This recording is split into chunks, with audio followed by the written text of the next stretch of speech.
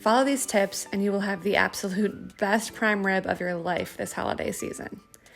First up, we're going to thoroughly dry and then heavily salt your prime rib with kosher salt. Put that onto a tray and get it into your fridge overnight.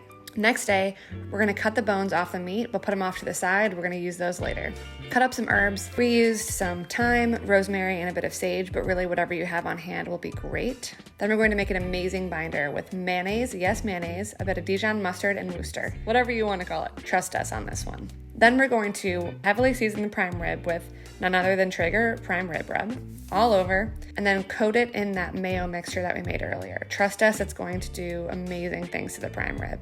Put a bunch of herbs on the cut side down, and we're gonna add the bones back on to where you cut them off, and then tie them with string. Go ahead and add all those herbs back onto the roast.